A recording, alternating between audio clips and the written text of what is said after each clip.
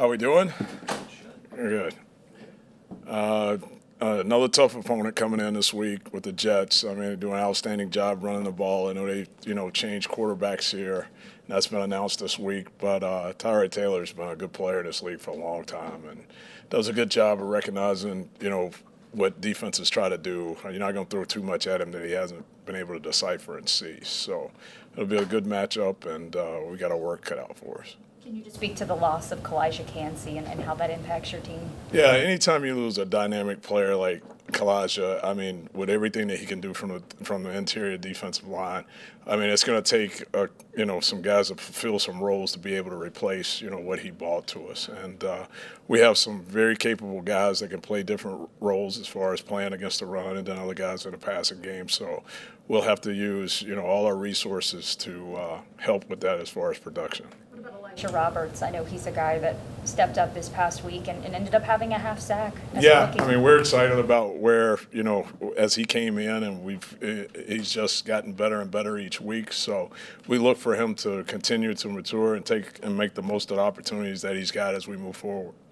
Do you anticipate more rotating in and out on the D-line, do you think, this game? I think we'll have, a lot of resources to be able to use different guys. It just depends on the packages from week to week, that different guys have different roles in different packages. So each week it's a different matchup and a different package to, kind of help out against what we're seeing from them offensively. George, I don't know how much you know about the new D-line with Elijah Simmons that came in from the Cardinals practice squad, but it seems like in him and in Jason Jones, he's got great, but it just seems like there's definitely an emphasis on adding some bulk, adding some size inside. No doubt. Both of those young men have good size and are coming in and kind of hitting it on the run, which is a lot. But they've really been coming in and grinding and, trying to figure out schematically what all we're doing. And the guys have been doing a great job of trying to help them along, looking at them at a practice. I know he hadn't played in a game yet, but we're looking forward to seeing them just to continue to grow, and hopefully, we get a chance to use them in a game. The team is 2-0 and certainly don't want to downplay that, but I also know that, you guys are chasing perfection, and on those opening drives to give up explosive touchdowns 2 weeks in a row, what do you pinpoint is the reason for that? Well, I think it's been something different. It's been 2 ball games, but I think it's been something different in each one.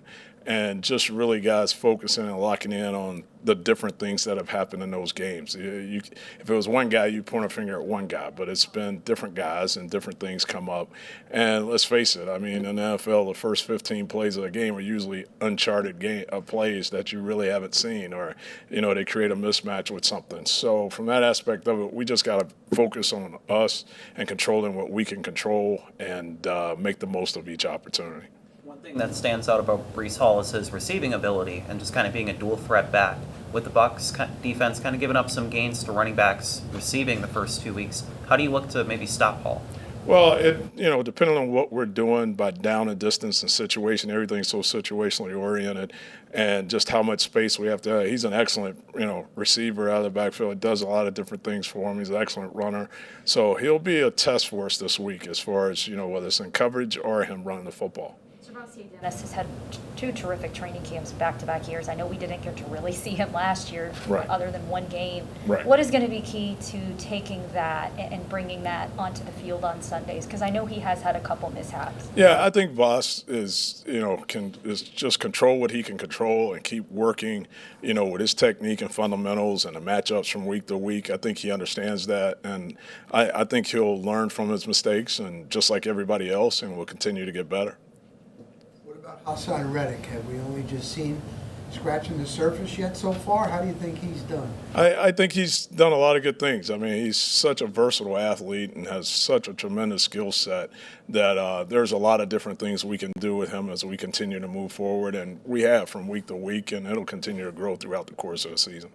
How would you evaluate Tyke Smith's performance so far at safety? He had a sack on Monday night, and he looks to just be kind of flying around all over the place. Yeah, I think Tyke's really had 2 really good first games, and like you said, I mean, last week the rush off the edge and going through the running back and just being in the box against the run and where he's fitting, and even playing back in coverage, protect us in the middle of the field. I think he's done an outstanding job in the first 2 games, and I look forward to him continuing down the path he's on right now. How would you rate his bull rushing ability? I'd say he's at the top of the chart right now. Any final questions for George? All right, thanks, sir. All right, thanks. Appreciate it.